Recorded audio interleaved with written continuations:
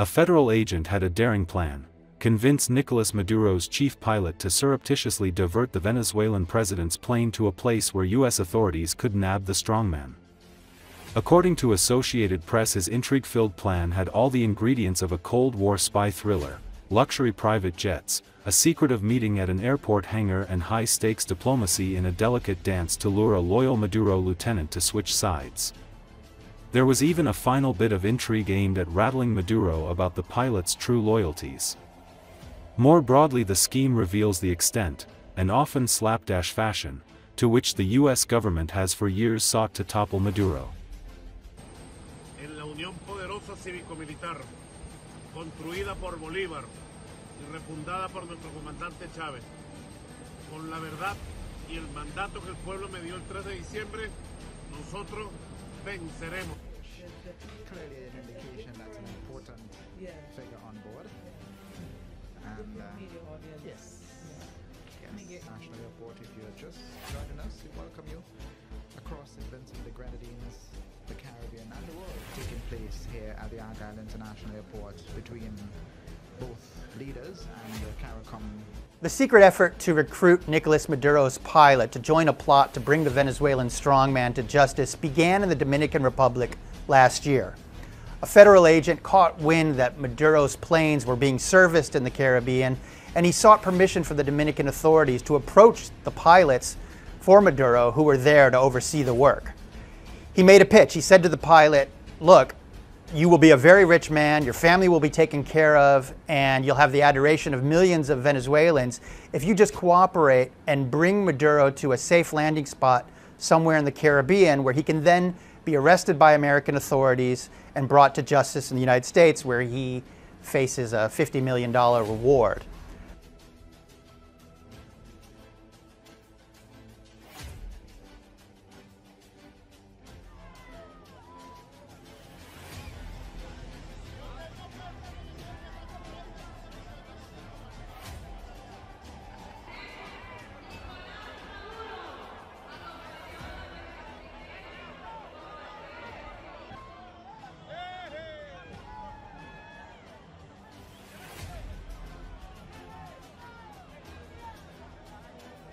The plot ultimately did not succeed.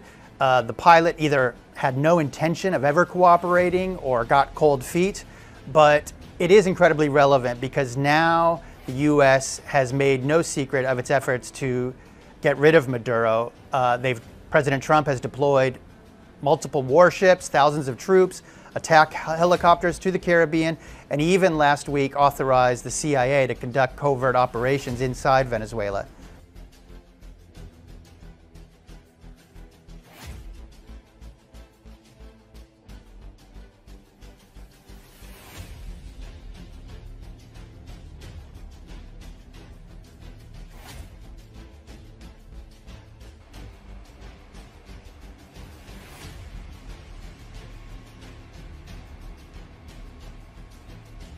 You know, Venezuela has been a thorn in the side of Washington for the last 25 years. First under former President Hugo Chavez, and then now with Nicolas Maduro, who is Chavez's hand-picked successor. Venezuela has actively worked to oppose the United States globally, and especially in Latin America. And that's one of the main reasons why we've seen such a focus in Washington on regime change in Venezuela.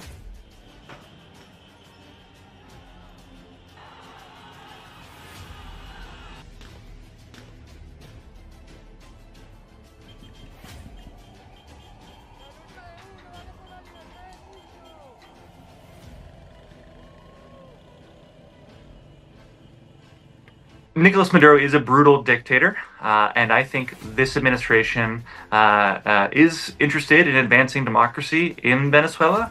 But the other reality is that Venezuela is home to the world's largest oil reserves on the planet. It has been the source of a migration crisis that has led 8 million Venezuelans to flee the country.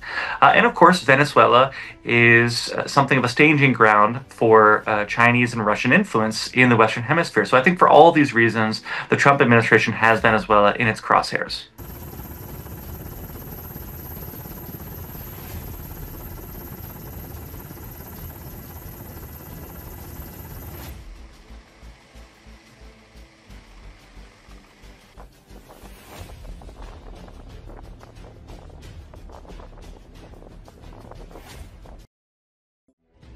Russian forces have lost a Ka-52 Alligator attack helicopter along with its crew. Fighter Bomber, a pro-war Russian military blogger close to Russia's aerospace forces, confirmed this. There have been no official statements from the Russian authorities confirming the loss of the helicopter, and Ukraine's defense forces have not reported its destruction or damage either. Fighter Bomber posted a stock photo of a Ka-52 on Monday, October 27th, accompanied by the message, "Eternal Flight, Brothers," apparently indicating the crew's death. The Ka-52 Alligator attack helicopter, developed by the Russian Kyiv Experimental Design Bureau, is capable of detecting vehicles at a considerable distance thanks to an optoelectronic station installed in the nose of the hull. It reaches speeds of up to 300 km per hour and can conduct combat operations in difficult weather conditions and at any time of the day. It can conduct reconnaissance of the area and provide targeting and coordination of a group of combat helicopters. According to the military, the cost of a single Ka-52 is estimated at $16 million.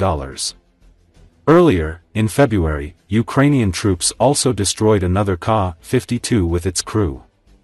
That helicopter was taken down by a manpads on February 7 near Avdiivka in the Donetsk region. According to the Oryx Ascent project, Russia lost at least 50 Ka-52 helicopters, 14 more were damaged. The exact number of losses is currently unknown. Russia was able to repair some of the damaged aircraft using components from donor aircraft.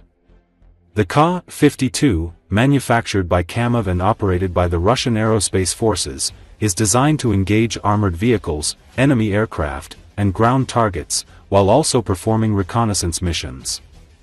It is equipped with advanced targeting systems, heavy armor, and precision-guided weapons. Despite its firepower and advanced sensors, the Ka-52 has proven vulnerable to Ukrainian short-range air defense systems and man-portable air defense systems. Since the start of Russia's full-scale invasion of Ukraine, Ukrainian forces have repeatedly shot down Ka-52 helicopters in various regions, including near Kherson and Zaporizhia.